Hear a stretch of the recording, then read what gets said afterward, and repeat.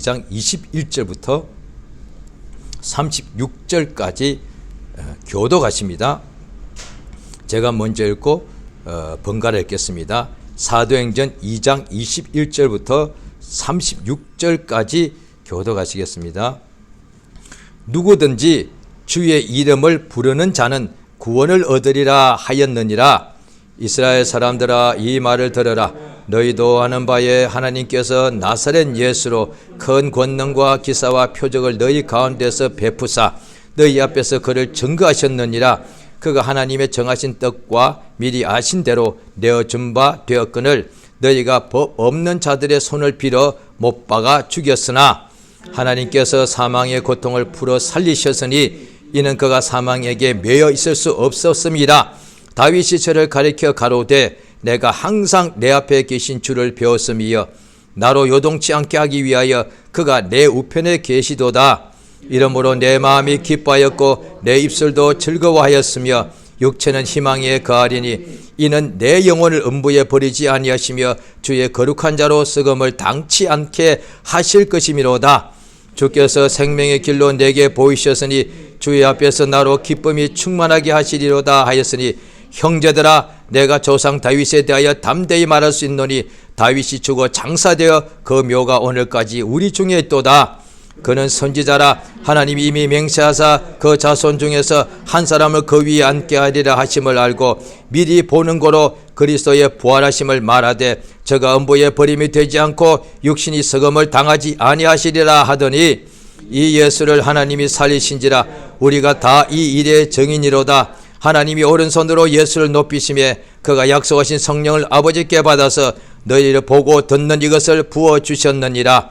다윗은 하늘에 올라가지 못하였으나 친히 말하여 가로되 주께서 내 주에게 말씀하시기를 내가 내 원수로 내 발등상 되게 하기까지 너는 내 우편에 앉았으라 하셨도다 하였으니 그런즉 이스라엘 온 집이 정령할지니 너희가 십자가에 못 박은 이 예수를 하나님이 주와 그리스도가 되게 하셨느니라 하니라. 아멘. 하나님은 사랑이십니다. 그것이 성경에 기록이 되어 있는데 우리 하나님께서 이 인생들을 불쌍히 여시고 사랑하시는데 어떤 한 사람이 기도 중에나 환상 중에 꿈속에 나타난다면 그 사람 한 사람만 지극히 개인의 것이 되기 때문에 다른 사람은 그런 것을 알 수가 없습니다. 그런데 하나님께서 악인에게도 선인에게도 햇빛과 비를 다 똑같이 주시듯이 성경에 기록되어 있기 때문에 이제 누구든지 이 성경을 읽어 하나님의 사랑을 받을 수 있게 되었습니다. 그러니까 하나님께서 성경을 기록하라 하신 것이 얼마나 큰 은혜인지 우리가 알게 됩니다. 한 사람이 특별한 사람이 기도 중에 환상 보거나 꿈을 꾸는 것은 그 사람 개인만 되고 같이 옆자리에 같이 잠을 자는 사람도 그거는 할 수 없으나 성경을 기록한 것은 이제 누구든지 그걸 읽기만 하면은 누구든지 믿지 않는 자도 성경을 볼 수가 있고 하나님을 대적하는 사람도 성경을 볼 수가 있고 믿는 사람도 성경을 볼 수가 있고 몸이 아픈 사람도 성경을 읽을 수 있고 병든 사람, 가난한 사람 모두가 다 성경을 읽게 되면 하나님께서 그를 사랑하신다는 것을 알게 됩니다. 할렐루야. 그러니까 하나님께서 이 성경을 기록하게 하셔서 우리에게 다 주시는 것인데 하나님의 선물이 우리에게 주신 선물이 몇 가지가 있는데 그 중에 하나가 사실 성경입니다. 이것을 우리가 온전히 읽고 알게 되면 하나님께서 참으로 우리를 어떻게 사랑하시는지 알게 되죠. 우리 하나님께서 아담과 하와가 범죄했을 때에 그 성경에 보면은 성경에 다 기록이 되어 있어서 알 수가 있는 것인데요. 아담과 하와가 범죄하고 난 후에 하나님께서 가죽 옷을 지어 입히고 스스로 옷을 입은 것이 아니라 하나님께서 이들에게 가죽 옷을 지어 입히주고 그 다음에 에덴에서 내쫓은 것인데 또 어떻게 보면 내쫓은 것이 아니라 에덴에서 나가게 하신 것인데 왜냐 하니 에덴에 이미 선악을 알게 한 나무의 과실을 먹고서 이들이 영원히 죽었는데 또한 에덴 동산에 생명나무의 과실이 있더란 거예요. 그러면 이 죄인된 상태에서 생명나무의 과실을 먹으면 영원히 죽게 되니까 하나님께서 속히 에덴 밖으로 내보내시고 또 에덴 밖으로 나가서 살다 보니 힘들고 괴로우니까 에덴으로 돌아올 수가 있으니까 화염금을 딱 해서 못 돌아오게 만들더라. 그러니까 아담과 하와가 범죄하고 난 후에도 하나님께서 그러면 그 아담과 하와를 하나님께서 형벌하셔서 영혼뿐 아니라 육체도 없애버리시고 또 다른 아담을 지으시면 하나님께는 얼마든지 가능한데 또 하나님께는 인간에게는 또 다시 생각하면은 불과 50년 100년 걸리겠습니다만은 하나님에게는 100년도 지나간 하루에 불과하고 한 경점에 불과하니까 하나님께서 또 다른 아담을 새로 만드시면 될 텐데 그러지 않고 아담과 하와가 이제 에덴 밖으로 나갔을 때에 하나님께서 그에게 아들을 주십니다. 그러면 이제 가인과 아벨이 그들의 아들로 태어나는데 그러면 아버지 어머니가 죄인이니까 아들도 가인과 같아야 맞지 않습니까? 그래서 가인같이 하나님께서 제사를 드리려 하니까 억지로 왜 아버지 어머니가 죄인이니까 그 집에 태어난 아들이 그렇게 제사하더라도 대충 하는 것이 오히려 그게 맞다 이 말이에요. 그런데 그 집의 아들 중에 아벨이라는 아들은 아버지 어머니 형까지도 하나님께 죄 인중에 있는데도 이때만 하자면 식구가 넷이겠죠. 넷 중에 제일 작은 아이 아벨은 하나님께 믿음으로 드리더란 거예요. 이렇게 하셨겠죠. 주변에 믿는 자가 하나도 없으니 내가 어떻게 믿겠느냐. 오늘날 그런 사람 많습니다. 이미 믿는 사람도 내 주변에는 전부 다 이를테면 영적 생활을 하지 않고 기도하지 않는 사람인데 나 혼자 어떻게 기도하겠느냐. 이렇게 주변 환경을 이렇게 탓하는 경우도 아마 없지 않을 거단 말이에요. 그러면 아벨이야말로 자기 주변에는 믿는 사람 한 명도 없어. 그냥 짐승이건 뭐건 간에 다 그냥 자기 앞에 믿고 하나님께 제대로 제사한 예를 볼 수가 없어. 그런데도 하나님께 제사를 하더라. 온전히 그 예물이 상달되더란 거예요. 우리도 오늘날에 마찬가지입니다. 제가 성이 백안데 저희 한국 사람은 다 족보가 참 잘 돼 있으니까 그 말이 뭐냐 하니 나라 역사는 잘 몰라도 자기의 가정의 역사는 알고 있다는 것이죠. 그러니까 그 족보를 보면은 보통 다른 가문처럼 저희도 아마 시작한 지는 한 2000년 됐다고 그러죠. 그럼 2000년부터 제가 성이 백안데 저희 친가 쪽으로는 아무도 제가 알기로는 예수 믿는 사람이 없었단 말이에요. 그러면 2000년 동안 하나님과 원수된 집안이에요. 그런데 저희 때 어떻게 예수를 믿느냐 말이에요. 이거 불가능 아닙니까? 불가능이에요. 2000년 동안 하나님과 원수된 집안이 어떻게 예수를 믿냐 이 말이에요. 당연히 자기 힘으로 믿은 게 아니겠죠. 그러면 우리 이웃이나 조상이나 벌써 믿었겠죠. 자기 힘으로 믿는 거면은 믿지 못하는 것을 하나님께서 믿는 사람을 보내어서 믿게 해주는 거잖아요. 혼자 스스로 믿은 것이 아니라 분명히 전도자가 와서 예수 믿어야 삽니다. 무시합니다. 그래도 또 갑니다. 예수 믿어야 영생 얻고 구원받아야 되겠습니다 하면 또 그 말을 막 무시하고 조롱하죠. 그런데 또 가라. 그래서 결국은 예수 믿게 하려고 전도자를 보내서 예수 믿어야 된다 할 때 그것을 받아들여서 믿더란 거예요. 우리가 오늘날 그렇게 다 믿고 구원받은 거잖아요. 하나님께서 우리로 예수 믿게 하는 거예요.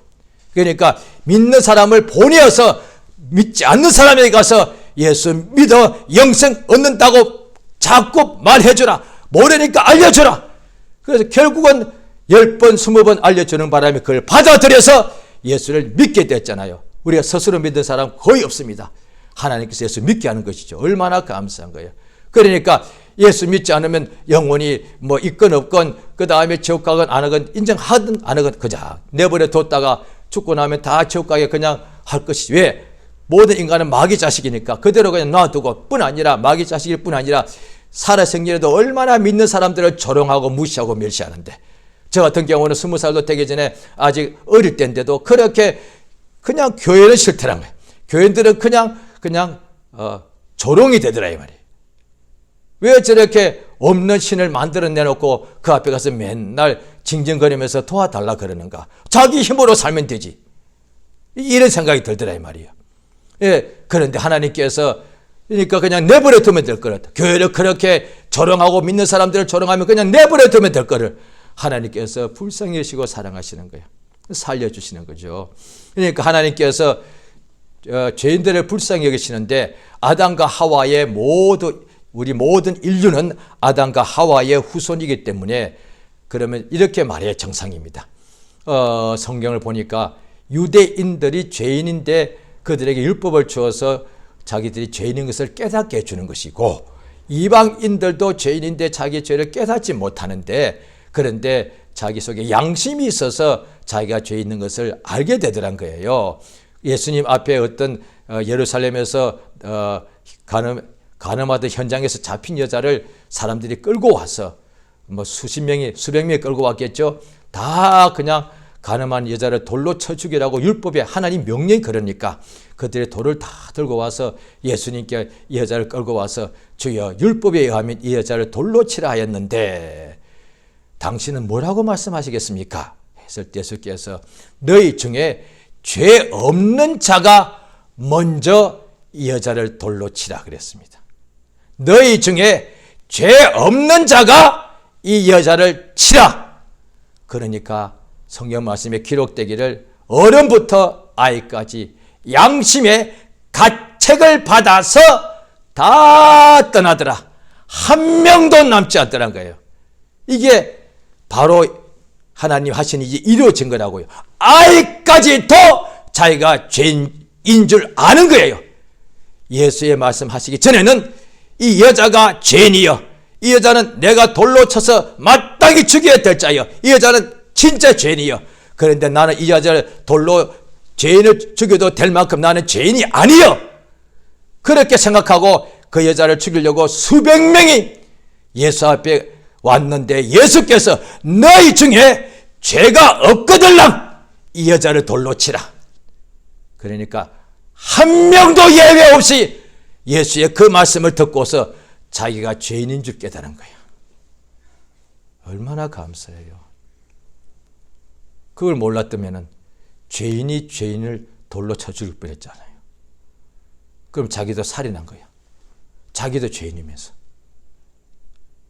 그러니까 예수의 말씀을 듣고 자기가 죄인인 줄 깨닫고서 살인할 뻔했는데 그걸 면하고서 다 각각 자기 집으로 돌아가더라.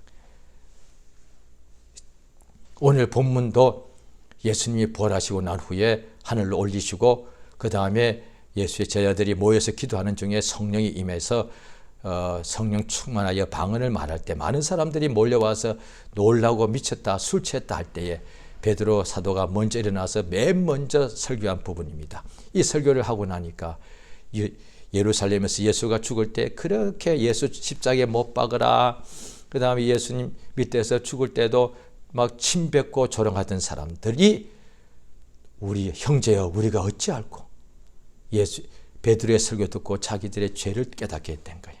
예수님의 십자가에 못 박을 때 예수께서 십자가상에서 하신 말씀 중에 이 죄를 저들에게 돌리지 마옵소서. 저들이 몰라서 그래 한 거예요. 예수를 죽이는 죄가 그들이 유대인들 죄를 범했는데 저들 죄를 범하는 줄도 모르고 밑에서 막 조롱하면서 같이 매달려 있는 흉악범도 당신이 그리스도면 당신도 구원하고 우리도 구원하라.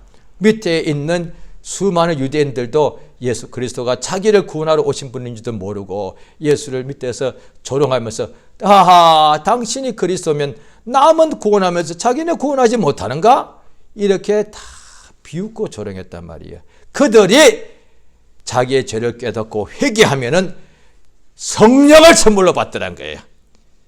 자기의 죄를 깨닫고 회개만 하면은 구원받고 하나님의 자녀가 되고 성령을 선물로 받는 거예요. 할렐루야. 우리 하나님께서 모든 인간은 다 죄인인데 왜 어머니의 태중에 잉태될 때부터 죄 중에 잉태되는 거니까요. 그러니까 아담과 하와의 후손이니까. 그러니까 사자의 새끼가 사자듯이, 그러니까 사람 죄인의 씨로 태어나면 그 죄인인 거예요. 부모가 죄인이면 거기서 태어난 자도 죄인인 거예요. 성경은 그렇게 되어 있다. 영혼이 그 죄가 그대로 유전되는 거죠. 그래서 사실 살아있는 모든 인류를 말합니다.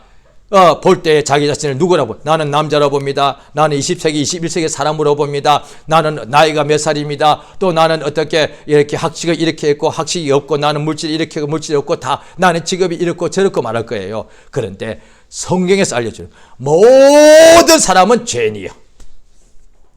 이걸 아는 사람이 얼마나 될까요? 이건 알고 있겠죠. 나는 몸이 힘듭니다. 아픕니다. 그거는 알아요. 나는 지금 마음이 괴롭고 너무 힘들어요. 고민이 많아. 이것도 안단 말이에요. 그런데 자기의 마음이 힘들거나 몸이 힘들거나 괴롭거나 아프거나 가정사에 문제가 많거나 사업에 어려움이 있거나 또 아니면은 또 자기의 어떤 가족의 어떤 슬픔이 있는 것은 다 알아.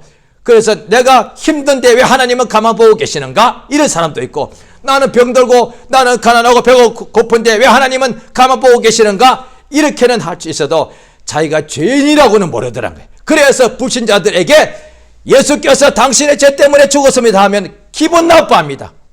내가 왜 죄인인가? 거의다가 아주 자기가 스스로 느끼기에 어릴 때부터 거짓말도 종종 하고 사람을 때리고 훔치고 이런 사람 있지만 그들은 소수죠. 그런 사람들 빼놓고는 자기가 죄인이라 하면 기분 나빠합니다. 굉장히 기분 나빠합니다. 그래서 복음 전할 때에 하나님께서 사는 게 힘들지 않습니까? 그냥 교회 나오면 마음이 위로받습니다. 이 정도 하면은 나옵니다. 왜? 사는 게 힘든 것을 자기도 아니까. 그런데 죄인이라고 그러면은 기분 나빠하는 거예요.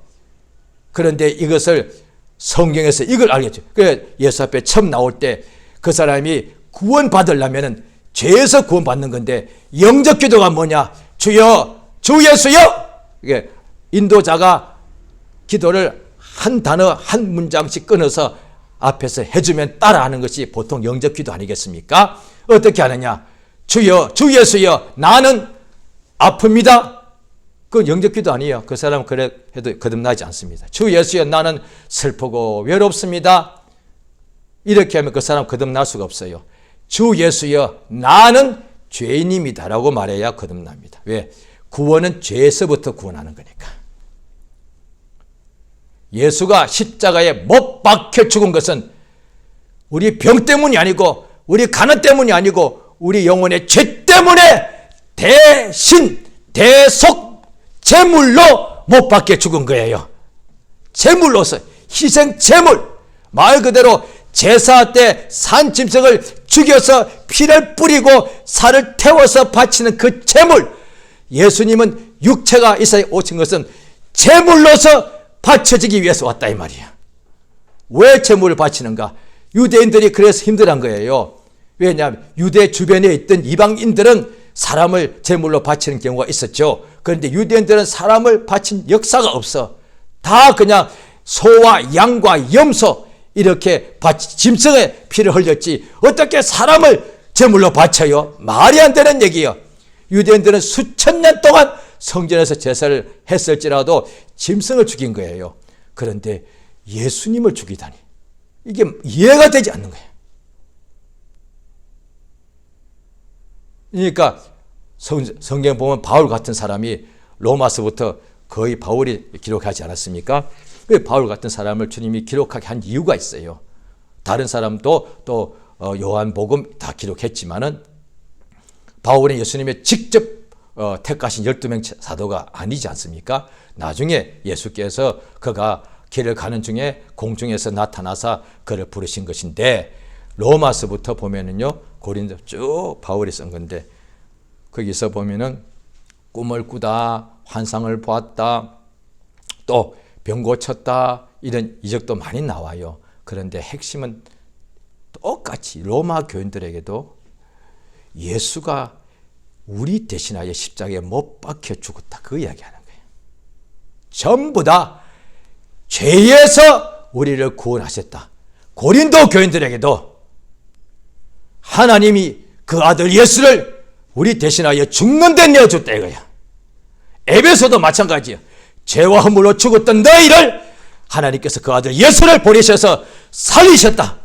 그러니까 얼마나 충격이었겠습니까? 바울 같은 사람이 볼 때는 평생에 그가 바리새인 중에 바리새인이라서 짐승의 피 흘려 제사하는 것은 알았는데 어떻게 구약 성경을 왜 바리새인 중에 바리새인이니까 구약 성경을 가장 잘 능통했을 거단 말이에요. 구약 성경 아마 거의 다 암기했을지도 모릅니다. 그런데 구약 성경 보면 하나님이 살아계셔서 우리 택하신 유대인들을 복 주시는데, 하나님의 백성을 복 주시는데 보니까 죽은 자를 살리시기도 하고 홍해 바다를 갈라버리시고 그 강바닥으로 지나가게 하시기도 하고 광야에서 낮에는 구름기둥 밤에는 불기둥으로 지켜주시기도 하고 하나님께서 40년 광야 생활에 날마다 아침에 만나를 주시기도 하고 그 광야에서 물이 없는 곳에서 바위를 때리니까 샘물이 터져 나와서 수만의 사람이 목을 적시기도 하고 그 다음에 어떤 전쟁이 왔을 때 수많은 적들이 왔을 때 그냥 횃불만 들고 나가도 이기기도 하고 소리를 질렀더니 여리고 성이 무너지고 구약 성경에 다 나와 있어요. 그런데 하나님께서 자기 아들을 주셨다고는 없어. 이게 얼마나 이게 충격이었어요. 하나님께서 자기 아들을 내놓으셨다니 이게 말이 되는 이야기예요. 율법을 아무리 봐도 하나님께서 그의 오른손으로 우리를 돌봐주셨다. 구원의 산성이시다. 그 다음에 적들로부터 지켜주셨다. 그 다음에 가뭄에서부터 우리를 또 먹을 것을 주셨다. 비를 내려주셨다. 이거는 나와요. 그런데 하나님께서 우리를 항상 도와주신다. 위로하신다. 힘주신다. 이거는 수도 없이 나오는데 하나님께서 죄인을 위하여, 그것도 죄인을 위하여, 자기의 원수를 위하여 자기의 독자를 내어놓으셨다. 이거는 없어. 그러니 어떻게 이해가 되겠어요 이게. 우리가 세상에 살 때에 우리가 세상에 여러 가지 삶과 체험과 지혜와 지식과 경험이 있지 않습니까? 지금까지 동서양을 막론하고 어디서 죄인을 위해서 자기의 원수를 위하여 자기의 독자를 제물로 바친 사례가 있는가? 없다 이 말이야. 없다 이 말이야. 세상에도 4대 성인이라고 그러고 그래서 인류의 스승이라는 사람들이 있지 않습니까? 그런데 아무리 봐도 제가 그 모든 것을 알지 못하지만 그 중요한 것을 이야기해 주는 것을 저도 들어서 상식은 알지만은 아니까 부처가 부활했다는 말이 없어. 나 들어본 적이 없어. 지금 그런 불경도 없어. 부처가 대속물로 죽었다고도 자기도 말도 안 했어. 제자들도 그렇게 말하자. 공자가 자기가 인류의 죄를 대신하여 죽는다고 말한 적이 없고 그 공자가 다시 부활했다고는 없어. 저는 들어본 적이 없어요. 그 다음에 소크라테스가 자기가 인류의 죄를 대신하여 대속물로 죽었고 그가 부활했다고는 없다 이 말이에요. 그러니까 오직 성경에 나와 있는 예수만이 자기가 이미 예수님께서 후세 제자들이 지어낸 것이 아니고 예수님이 살아 계실 때에 나는 섬기러 왔는데 그냥 섬기니까 이렇게 봉사하는 것이 아니라 많은 사람을 위하여 나의 목숨을 대속물로 줄여왔다. 또 예수님에 대하여 증거하는 마지막 선지자, 여자가 낳은 자 중에 최고라고 예수가 인정하신 침례 요한이 보라! 뭘 보라는 거요? 저분 대단한 분이요? 아니에요. 세상 죄를 지고 가는 하나님의 어린 양이라는 거예요. 그걸 듣고 받아들인 사람은 다 예수를 구주로 믿은 거예요. 예수를 메시아, 죄에서 구원하시는 구원자다 이 말이야. 그러니까 가난에서 구원도 그것도 큰 구원이 맞는데 모든 병에서 구원도 구원이 맞는데 죄에서 구원하시는 역사가 진짜란 거예요. 왜냐 하니 가난에서 병에서 구원받아야 육체가 또 건강하다 결국은 다 또 죽는다 이 말이야. 그런데 죄는 영원한 것이라서 그 죄를 없애지 않으면 영원히 영원토록 죄의 싹슨 사망이라 반드시 멸망을 당하게 되는 거죠. 그러니까 하나님께서 왜 짐승의 피를 흘려서 제사를 하게 하시는가 하면 피 흘림이 없은즉 죄 사함이 없다. 짐승이 반드시 피를 흘려야만 살아있는 생명의 피를 흘려야만 죄를 범한 자의 이 사람의 죄가 없어지는 거죠. 그렇게 되어 있단 말이야. 그러니까 하나님께서 유대인들에게 그들도 율법을 줘서 그들이 죄인인 것을 알게 그러니까 그러면 우리가 죄인이면 영원히 멸망당하게 되는데 하나님은 죄인을 멸망시키시는 분이시니까 그럼 어떻게 되느냐 했더니 하나님께서 그 죄인을 영원한 사망에서 구원하시겠다는 거예요. 그것을 하나님께서 우리를 사랑하신다는 확실한 증거단 말이에요. 하나님께서 예수를 이 땅에 보내신 것은 그러니까 육신으로 보내신 거죠. 그러니까 인간은 모두가 다 죄인이기 때문에 그래서 이 오늘날 믿는 사람도 예수 앞에 나오면은 이제 불신자들은 왜 죄인인가 기분 나빠지만은 또 처음 믿는 사람도 그저 죄에 대해서 용서받았다고 하니까 따라하라고 하니까 하는 경우도 있고 그 다음에 뭘 구하느냐 좀 잘 살게 좀 살게 해달라고 이렇게 구하는 경우가 많을 거예요. 그런데 믿음이 좀 성장한 사람은 가장 먼저 구할 때 나의 죄를 용서해달라고. 왜? 자기 죄가 기억이 나니까. 이게 해결이 안 되는데 다른 것을 죄의 문제, 죄 용서 받는 것이 병 낫는 것보다 더 큰 문제단 말이야. 죄 용서 받는 것이 몸이 아파서 지옥 가지는 않는다 이 말이에요. 몸이 아파서 죽을 수는 있어도 지옥 가지는 않습니다. 가난이 얼마나 큰 문제입니까만은 그냥 가난해서 지옥 가지는 않습니다. 그런데 죄 때문에 지옥 간다 이 말이에요. 그러니까 죄 용서 받는 것이 얼마나 크냐. 세상에서 우리가 좀 몸이 아프다 믿는 사람도 몸이 아프거나 또 이렇게 가난했다고 해서 천국은 들어갈 때 벌거벗고 들어가지는 않습니다. 그러나 구원받은 사람이라도 죄를 범한 상태에서 온전히 주 앞에 용서받지 않고 세상을 떠나게 되면 벌거벗고서 천국에 들어간다. 그러니까 하나님께서 우리 모르는 자에게 계속 알려주는 거예요. 불신자가 모르니까 알려주시고 신자들도 모르니까 자꾸 성경에 그러니까 누가 그러되 하나님께서 어디에서 성경에 그러니까 성경을 봐야 된다 이 말이야. 부지런히 성경 읽으면 그래서 성경 읽으면서 다 믿음이 생기더란 거예요. 우리가 세상에 있을 때 여러 가지 문제가 많은데 그 문제 원인들 다 알면 문제가 해결되지 않겠습니까? 그런데 모든 문제 뿌리를 보니까 그게 죄더란 거예요. 그러니까 하나님께서 죄인들 모든 사람은 죄인인데 죄인을 불쌍히 여기시는 거예요. 죄인을 사랑하셔서 하나님이 세상을 이처럼 사랑하사 죄인들을 사랑하셔서 자기의 독생자를 대속 제물로 내어주시더란 거예요. 예수께서 겟세마네 동산에서 간절히 기도하실 때에 이 잔이 내게서 지나가게 하옵소서. 그러나 내 원대로 마옵시고 아버지의 원대로 되기를 원하나이다 하신 것을 분명히 기록되어 있는데 그것이 무슨 뜻인가 하면은 하나님이 자기 아들을 예수가 십자가에 못 박혀 피 흘려 죽는 것은 아버지의 소원이라 그래요. 아버지의 소원인 거예요. 그래서 예수께서 아버지는 나보다 크시다 그러고 하나님이 사랑이시란 거예요. 그래서 예수께서 말씀하실 때에 우리 인간이 사랑 중에는 부모의 사랑이 아마 첫 번째 거라고요.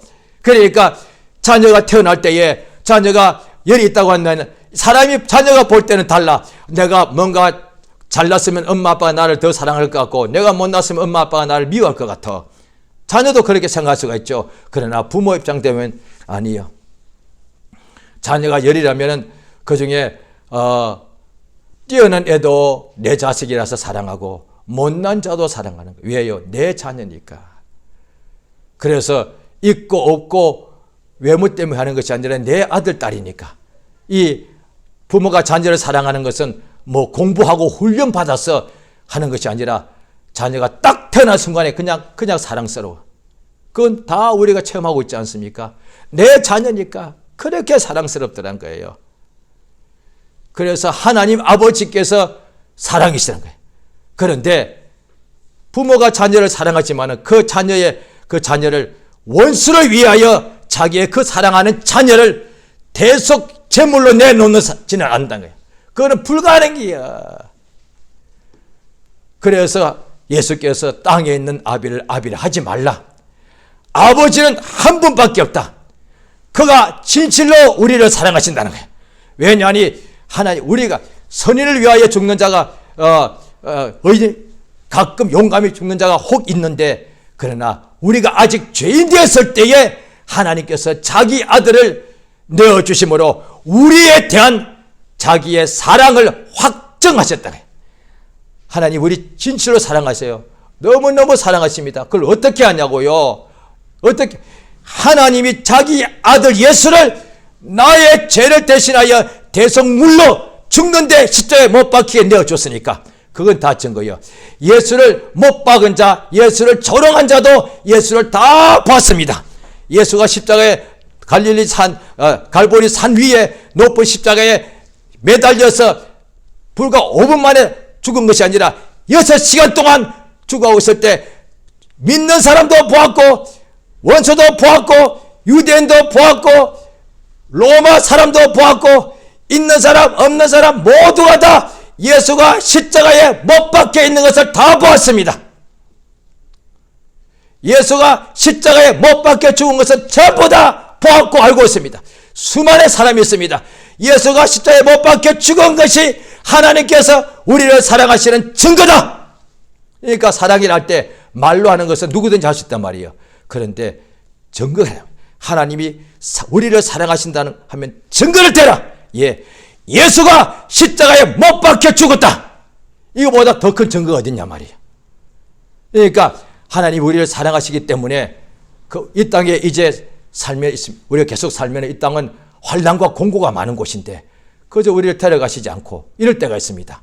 편안할 때는 그런 생각 안 들겠죠. 그런데 뭔가 안팎으로 괴로움이 들면은 주님 그냥 우리를 데려가시지 빨리 오시지 우리를 왜 이렇게 세상에 흑암 속에 두시는가 이럴 수가 있단 말이에요.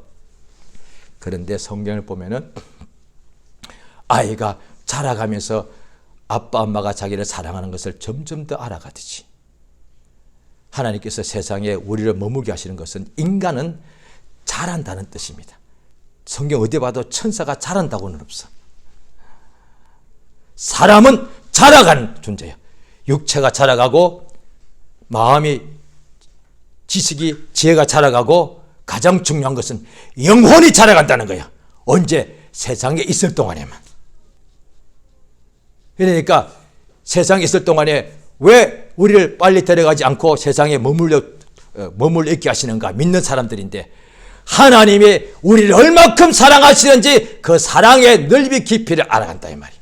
그거 알게 하시려고 하나님의 사랑을 아는 더 깊이를 아는 것을 자라간다고 하는 거예요. 교회 생활을 오래 하는 것이 자라가는 것이 아니라 성경 구절을 좀 아는 것이 자라가는 것이 아니라 아버지께서 자녀된 우리를 얼마큼 사랑하시는지 그 사랑의 깊이를 알아가는 것이 자라간다는 거예요. 그러니까 사랑 안에서 참된 것을 하여 범사에 그에게까지 자라가라. 그러니까 하나님께서 성령으로 우리 마음을 도와주셔서 우리가 하나님 아버지가 우리를 얼마큼 사랑하시는지 알아가는 거예요. 그럼 어디서 알아가느냐? 보십시오. 성령에 또 나와 있어요. 로마서 8장에 보면은 믿음이 연약한 경우는 아이도 그렇죠. 세상에서 부모 자식이 있는데 아이들이 연약할 때는 조그만 험한 일에도 엄마 왜 이것을 내가 달라는데 안 줘? 나 엄마 미워. 그 애들 다 아마 저도 어릴 때 그렇게 했을 것 같아요. 나는 기억이 안 나지만. 그런데 성장하면 아니잖아요. 엄마 아빠가 나를 사랑하기 때문에 이것은 해롭기 때문에 하지 말라는 것이다. 믿음 생활도 할 때 보면은 세상에 있는 거로 환난이 오잖아요. 고난이 오죠. 그러면 조금 힘들면 주님 나를 사랑하신다면서 왜 환난 고난이 있겠나 그러세요. 이런다는 거예요.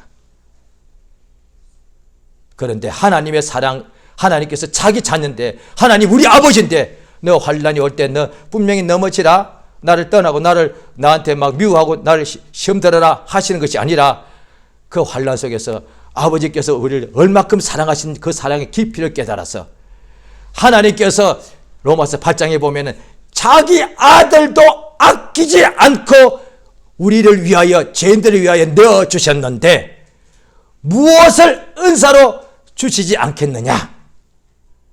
그러니까 그렇게 아버지 하나님, 그래서 우리 기도할 때 하나님 부를 때 아버지라고 부르면 참 좋습니다. 왜? 우리 아버지만 나를 사랑하신다는 뜻이니까. 하나님 해도 좋고 주의 해도 좋은데 하나님 아버지 하면 그 뜻이 뭐냐?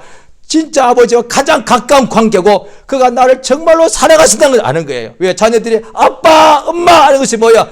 그 다음에 아빠 나 참 사랑해 하지 않아도 돼. 우리 아빠 엄마는 나를 사랑한 줄 내가 아닐까? 어릴 때는 아빠 엄마 나 사랑해 자꾸 확인하지만 성장을 하면은 아빠 엄마 하면은 힘들고 괴로울 때 엄마 보고 싶어. 왜? 엄마가 나를 사랑한 줄 알기 때문에. 이걸 비유단 말이에요. 하나님 아버지 하면 아버지는 참 나를 사랑하신 거 아는 거예요. 그래요. 아버지 예수를 십자가에 죽는데 내주신 만큼 나 영혼을 사랑하시는 아버지, 지금 내가 이렇게 험한 일이 있지만은 나를 사랑하시는 그 사랑을 제가 확실히 믿습니다. 그 주여 내게 역사해 달라고 기도하면 아버지께서 그 사랑을 깨닫게 하셔서 환난도 공고도 위험도 넉넉히 이기게 하신다 이 말이에요. 성령이 우리 속에 들어오셔서 우리 영혼으로 방언을 말하게 도와주시듯이 환난 공고가 오는 까닭은 하나님의 사랑을 우리가 더 깊이 그것을 소유해서 환난 속에 올 때 아버지의 우리를 향하신 사랑을 깨달아서 그 환난을 능히 이기게 하신다면 이기게 해주시 하나님의 사랑을 더 온전히 깨달아서 곤고도 환난도 넉넉히 이기게 하시는 것이 아버지의 뜻이단 말이에요. 예수께서 아버지의 뜻대로 자기 목숨을 십자가에 죽는데 못 박혀 제물로 내어놓으셨습니다. 그런데 예수님 운명하실 순간에 로마 백부장도 정령코 의인이었다. 죄가 없었다 이 말이야. 유대인들이 볼 때 죄가 없으면 저렇게 십자가에 못 박혀 죽을 수가 없는데, 그러니까 죄인인 게지. 왜냐하니 거룩한 공예 그 당시에 30명이 넘었는데 아마 그들이 30명 넘게가 재판을 했기 때문에 한 번도 극형을 처하는 살인 죄에 해당하는 사람을 잘못 판결한 것이 없을 거예요. 그런데 예수님을 거기서 판결해서 사형을 했기 때문에 아마 우리의 대제사장과 제사장들이 당연히 알고 했겠지 이렇게 했을 거란 말이에요. 예수님이 우리가 잘 몰라도 저분이 죄가 있는 거예요. 제가 마땅히 십자가에 못 박혀 죽을 만큼 죄를 범한 거예요. 이렇게 했을 거단 말이에요. 그런데 그 예수가 의인이요 하나님의 아들인 것이 확실히 증거됩니다. 어떻게? 제3일에 살아나더란 거야. 예수가 다시 살아나지 않았으면 예수는 죄인이고 하나님 우리를 사랑하신다는 말도 다 헛된 말이야. 그 증거가 아니다 말이야. 그런데 예수가 죽으셨을 때 오늘 본문에 이미 하나님께서 예수보다 훨씬 이전에 다윗을 통하여서 다윗은 이미 죽어서 이미 몸이 썩어버렸는데 하나님의 거룩한 자로 썩음을 당하지 않는다. 다윗이 자신을 말한 것이 아니다. 그도 선지자라 미리 보아서 예수에 대하여 말한 것이다. 하나님의 거룩한 자는 다윗 자신이 아니라 예수다. 이 그리스도가 제3일에 하나님께서 그가 너희가 무법한 자의 손을 빌려서 예수를 십자가에 못 박아 죽였으나 그가 하나님의 거룩한 아들이라 사망에 갇히지 못하여 갇힐 수 없어서 아버지께서 그를 제3일에 다시 살리셔서 아버지의 소원대로 우리 죄인들을 위하여 대속물로 십자가에 못 박혀 죽은 그 예수를 죽기까지 순종하신 그 예수를 아버지가 다시 살리셔서 하늘 보좌에 앉히셨다 이 말이야. 예수가 죽지 않았으면 부활이 없는데 예수는 아버지의 뜻대로 명령에 순종하여 자신은 죽었고 그 순종하여 죽으신 예수님께 아버지는 제3일에 다시 살리셨습니다. 예수께서 나는 부활이요 생명인데 살아서 나를 믿는 자는 죽어도 산다. 예수님 다시 오실 때 우리 스스로 부활하는 것이 아니라 하나님께서 우리를 다시 살아나게 하십니다. 예수께서 육체로 오셔서 죽기까지 아버지의 명령대로 인간은 육체는 죽으면 끝인데 완성인데 자기의 인생을 아버지의 명령에 순종하여 죽음으로 완성하니까 이제 다 믿음으로 끝까지 완성했다는 거예요. 그러니까 제3일에 아버지가 다시 살리신 거단 말이에요. 우리도 살아서 믿는 자는 죽지 않는다는 말은 그 말은 또 같은 말을 앞뒤를 바꾸면 똑같은 거예요. 살아서 믿는 자, 믿음으로 사는 자는 죽어도 삽니다. 믿음으로 사는 자는 영원히 삽니다. 믿음으로 사는 자는 죽어도 예수께서 다시 살리십니다. 할렐루야. 오늘이 바로 그 예수가 분명히 죽으셨는데 거룩한 하나님의 아들이 죽으셨는데 아버지께서 그 끝까지 순종하신 그 예수를 죽음으로 순종하신 그 예수를 아버지께서 제3일째 그를 다시 살리셨습니다. 그 다음에 어떻게 하셨느냐? 하늘 보좌에 앉게 하셨단 말이야. 오늘날 우리가 끝까지 믿음을 지키고 살게 되면 예수가 우리를 다시 살리셔서 하늘 보좌에 앉게 해주십니다. 이것이 믿음이란 거야. 할렐루야. 하나님이 우리 영혼을 이렇게 사랑하신 것을 우리가 깨달았다는 거야. 그러므로 이 땅에 살아날 동안에 우리가 세상에 살 때 힘들고 괴로운 것이 오죠. 날마다, 어떤 때는 날마다 오죠. 그런데 그 앞에서 사람들이 두려워하더란 거예요. 이걸 어떻게 이기느냐? 빛이 오면 어둠이 물러가고 생명이 오면 사망이 쫓겨나듯이 두려움이 늘 옵니다. 염려, 근심, 두려움, 걱정. 이걸 어떻게 쫓아내느냐? 사랑. 온전한 사랑이 두려움을 내어 쫓나니. 할렐루야. 비록 내게 우겨삼이 오고 답답한 일이 오고 배고픔이 오고 심지어 육체의 병도 들 수 있습니다. 그래도 하나님은 내 영혼의 아버지시다. 그 말은 하나님 아버지가 나를 사랑하신다 그야. 내 영혼을 사랑하신다는 거야. 이것을 믿고 의지하면은 아버지께서 우리를 사랑하시는데 이 환난에서 능히 건져주시고 이 고난을 능히 이기게 하시고 이 모든 예수님을 죽었는데 아버지가 다시 살리시듯이 하나님 아버지 우리를 사랑하시기 때문에 우리가 혹시 개인으로나 나라로나 국가로나 또 민족으로나 교회로나 직장과 사업으로나 망한다 할지라도 끝까지 믿음을 지키고 원망치 않으면, 망하게 될 때 원망하면 원망하지 마시고 망할지라도 원망치 않고 믿음으로 끝까지 가게 되면 하나님이 다시 살리십니다. 할렐루야. 이것이 부활이라는 거예요. 세상에 죽음이 온다 할지라도 우리 하나님을 믿으면 하나님께서 그 사람에게 반드시 그를 살려 일으켜 주십니다. 그것이 부흥입니다. 망해도 잿더미가 돼도 하나님은 다시 부흥시켜 주시고, 망하고 망한 가정, 망한 기업, 망한 교회를 할지라도 하나님이 다시 부흥하게 하십니다. 그건 하나님이 다시 살리시는 역사를 일을 하십니다. 할렐루야. 이것을 오늘날 우리가 믿는 믿음을 가졌습니다. 이 시간 저 앞에 기도하십니다. 하나님은 우리 영혼의 아버지십니다. 하나님은 아버지입니다. 세상에 있는 어떤 우리 육체의 아버지보다도 하나님은 우리의 참 아버지십니다. 우리 영혼을 얼마큼 사랑하셔서 자기의 독생자 예수를 우리의 죄를 대신하여 십자가에 못 박아 죽게 하셨습니다. 이렇게 우리를 사랑하십니다. 그를 아버지께서 제3일에 살리셨습니다. 우리 하나님 아버지 참으로 우리 영혼을 사랑하셔서 참으로 저희 사랑의 깊이를 더 알게 도와주시며 환난도 능히 이기게 하시고 아버지께서 우리를 사랑하시며 우리가 혹시 망할지라도 다시 살리시는 역사가 우리 평생에 넘치게 해달라고 예수 이름을 한번 크게 부르고 합심으로 기도하십니다. 예수여, 우리 하나님 아버지 감사드리옵나이다. 우리 하나님 아버지 우리를 참으로 사랑하심을 감사드리옵나이다. 우리 아버지 진실로 우리를 사랑하시고 이끌어 주심을 감사드리옵나이다. 하나님 아버지 진실로 감사합니다.